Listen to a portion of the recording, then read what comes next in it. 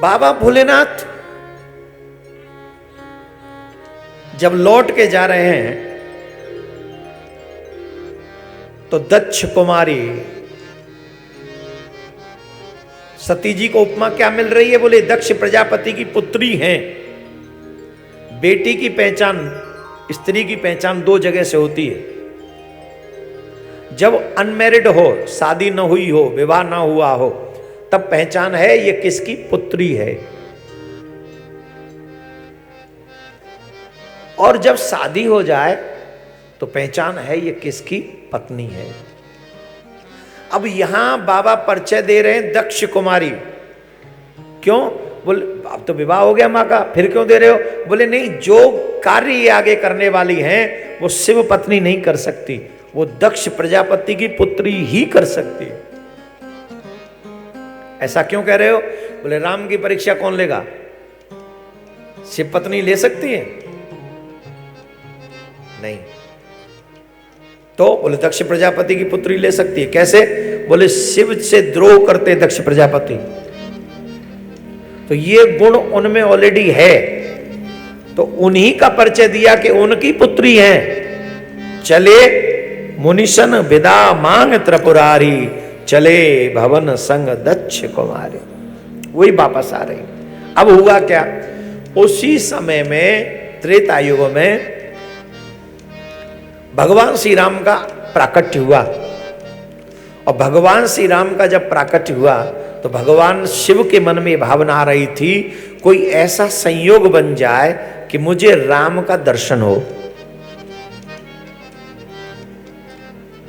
सनातनी हो, एक तुम्हें जितनी इच्छा पालनी है पालो, लेकिन एक इच्छा हमारे कहने से पालो कि मरने से पहले आपके आराध्य का आपका दर्शन हो जाए आपको। ये इच्छा जरूर पालो। कुछ भी पाले ना, सब यहीं छूटेगा, लेकिन हरि दर्शन मिल जाए मरने से पहले जीवन धन्य हो जाएगा, वापस आना नहीं पड़ेगा। तो एक इच्छा जरूरी है कि राम दर्शन, कृष्ण दर्शन मरने से पहले हो। ये इच्छा पालो। और अगर ये इच्छा पले और दर्शन ना भी मिले तो भी पुनर्जन्म हुआ तो उस इच्छा के लिए होगा, और फिर उसे वो इच्छा पूरी करनी पड़ेगी। इसलिए भगवान का दर्शन हो ऐसी इच्छा अवश्य रखें। बाबा भोलेनाथ बार बार मन में कि भगवान का अवतार हुआ है, लीला कर रहे हैं, ऐसा कुछ हो जाए कि हमें श्री राम दर्शन हो जाए। क्यों? संसार में जो भी कुछ हो रहा है, आज तो वो है ना, मंगलवार है ना, है मंगलवार है ना, हनुमान जी का वार है। और यहां अयोध्या में एक बहुत प्यारा सा स्थान है हनुमान गढ़ी। हम पढ़ रहे थे कहीं कि हनुमान गढ़ी में जिस समय भगवान श्री राम रावण को परास्त करके आए, वापस अयोध्या आए, तो भगवान श्री राम की सेवारत श्री हनुमान जी जब यहां पहुंचे हनुमानगढ़ी में, अयोध्या में जब पहुंचे तो हनुमानगढ़ी में गुफा में श्री हनुमान जी महाराज रहने लगे। यहीं सरयू के तट के सामने एक ऊंचा सा स्थान है और उस ऊंचे स्थान में गुफा है, और पूरे अयोध्या की देखभाल श्री हनुमान जी महाराज वहां पे ऊंचे, और पहले यही होते थे जो देखभाल करने वाले सैनिक लोग होते थे, वो ऊंचाई पे ही खड़े रहते थे, दूर से आने वाला दिख जाए।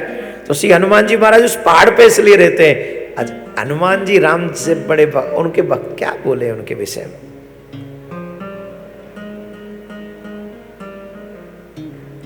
जिन लोगों के जीवन में समस्याएं अधिक होती हैं, बिजनेस की, भजन की, हर मंगलवार की शाम को हनुमान जी के सामने पंचमुखी दीपक जलाओ और 7 हनुमान चालीसा का पाठ शाम को सुना के आ जाओ उन्हें। तुम्हारी हर बड़ी से बड़ी प्रॉब्लम समाधान करने में हनुमान जी सक्षम है। पर हाँ, एक और बात ध्यान रखना, हनुमान जी को बार बार उनका बल याद दिलाना है। क्या करना है? बल। क्यों? बोले सांप लगा हुआ है संत महात्माओं का, ये महात्मा किसी को नहीं छोड़ते, ये हनुमान जी को भी सांप दिए बैठे।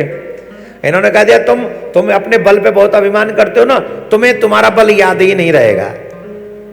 हनुमान जी बाल लीला कर रहे थे और बाल लीला में जहां जाते थे वहां पेड़ पौधा आश्रमों में जो वृक्ष लगे रहे थे उखाड़ फेंक देते थे।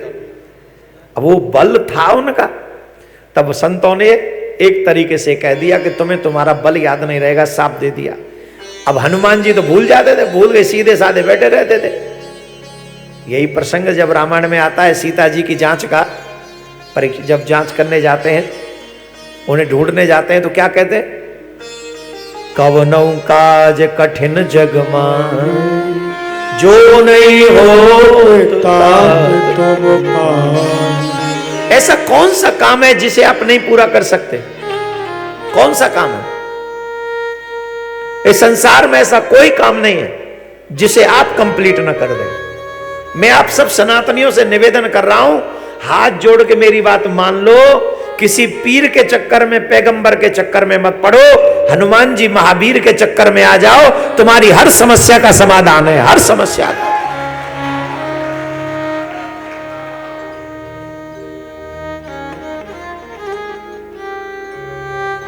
कितना दुर्भाग्य है, सनातनियों को अरबों खरबों का खजाना मिला है, हनुमान जी की भक्ति, राम की भक्ति, कृष्ण की भक्ति, कोई खजाना मतलब अरबों खरबों तो कुछ कीमत नहीं है। और फिर भी ये मंद बुद्धि लोगों को देखो कहां जा रहे हैं, चादर चढ़ाने।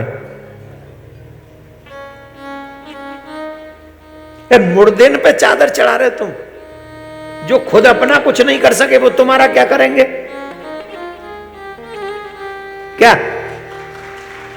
जो बेचारे खुद ही निकल लिए पतली गली से, तुम्हारे काजे चौड़ी सड़क कहां से बनाएंगे? और हनुमान जी के लिए कौन सा काम है?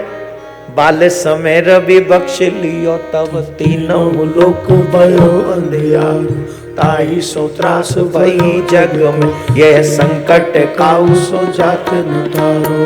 देवन आन करी बिनती तब छाड़ी दियो रवि कष्ट निवारो, को नहीं जानत है जग में कभी संकट मोचन नाम तुहारो, को नहीं जानत है जग में कभी संकट मोचन नाम तुहारो। जो देवताओं के भी संकट को खत्म कर दे, तुम्हारा संकट क्या है? बुखार आ गया, काम नहीं चल रहा है, पेट में गड़बड़ी रहती है, नींद नहीं आती, बीपी हाई है, लो है, यही परेशानी है ना? अरे अरे क्या तुम्हारी बुद्धि को हो गया है? कुछ नहीं है, ये कुछ नहीं है, यूं यूं यूं यूं भाग जाए, पर शास्त्रीय विधान से। इन्हें बचो इन लोगों से जो तुम्हारे घर में 500 बीमारी और भेज देते एक खत्म करने के नाम पे। एक ही उपाय, हनुमान जी की प्रार्थना। मैं चैलेंज देता हूं, तुम्हारे घर में कोई घुस नहीं सकता जहां हनुमान जी विराजमान हो, किसी की हिम्मत जो कुछ जाए। इसलिए हे सनातनियों, जैसे हनुमान जी अपना बल भूल जाते हैं ना, वैसे तुम भी भूल जाते हो कि तुम्हारे पास क्या क्या भगवान ने दे रखा है। तुम्हारी हर समस्या का समाधान है हनुमान जी का मंदिर। उन हनुमान जी महाराज को नमन करो, प्रणाम करो, उनसे मांगो। तो मंगलवार के दिन ये सीख लो, कोई भी समस्या हो। अभी हम गाएंगे नहीं, अभी कथा, हमको कथा में इतना आनंद आ रहा है कि भजन गाने का मन ही नहीं कर रहा है। कसम से 1 बज गया, बज जाएगा, मतलब हमें पता ही नहीं चला कि इतना समय निकल गया। ये आप सब श्रोताओं के कारण हो पा रहा है। मैं 2-4 बच्चों को देख रहा हूं जो शायद विद्यार्थी रहे होंगे, इतने ध्यान से टकटकी लगा के सुन रहे हैं। उनके चेहरे पे कुछ मुझे अनुभूति हो रही है। कुछ महात्मा ऐसे ध्यान से सुन रहे हैं, उनके चेहरे पे भाव आ रहे हैं, जा रहे हैं, वो सब अनुभव हो रहा है। ये किसकी खुशी है, काहे का आनंद है, क्या मिल रहा है? ऐसी सर्दी में भी हम लोग सिकुड़ रहे हैं, फिर भी जाने का मन नहीं कर रहा है, मेरे राम आ रहे हैं, मेरे राम आ रहे हैं, जोर से बोलना पड़ेगा। तो हमने ये उपाय बताया।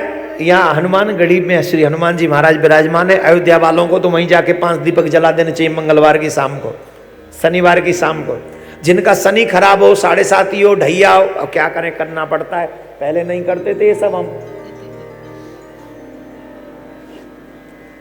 महाराज जी पहले नहीं करते थे ढैया वैया की बात, पर करें क्या, ढैया की बात इसलिए करने लगी है, मैया हर जगह पहुंच जाते, ऐसी ऐसी जगह चले जाती हैं हमारी माताएं बहन जहां उनका शोषण होता है। इसलिए हमने कहा सनातनी परंपरा से इनका उपाय थोड़ा बहुत बता दिया करें। जो हनुमान जी की पूजा करता है, शनि उनका बाल बांका नहीं कर सकता।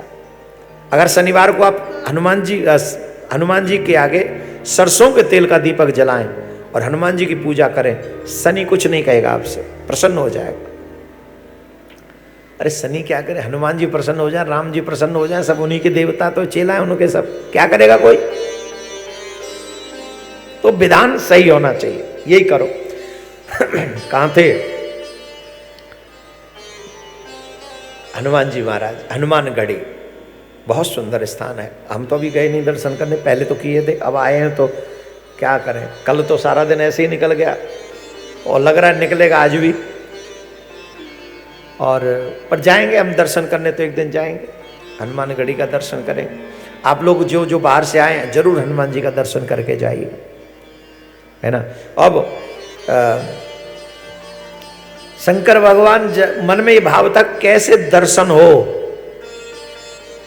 भोले बाबा के मन में यही था, हृदय विचारत जात हर के वेदे दर्शन हो, गुप्त रूप अवतरे प्रभु, जान गयो सबको।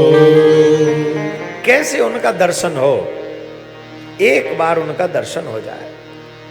तो जब वो जा रहे थे उस समय भगवान श्री राम की पत्नी का हरण हुआ, जानकी मां का, और सीता मां की खोज करते हुए, उन्हें ढूंढते हुए श्री राम जी वन वन में भ्रमण कर रहे हैं। हे खग मृग हे मधुकर श्रेष्ठ, तुम देखी सीता मृग है।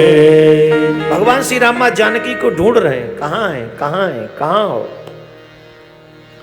उसी समय भगवान भोलेनाथ समझ गए, लीला को समझते हुए पास नहीं गए, और पास नहीं गए तो उन्होंने दूर से प्रणाम किया।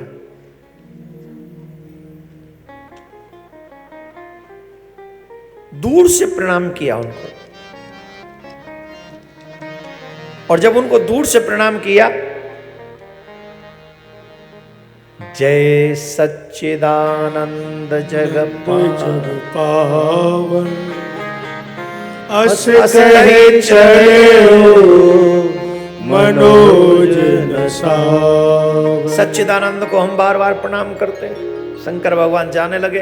अब सती मैया के मन में प्रश्न आ गया, संदेह हो गया कि दुनिया भर के देवता तो महादेव, सब तो इनके पास आते अपने कष्ट मिटवाने, ये किनको प्रणाम कर रहे हैं।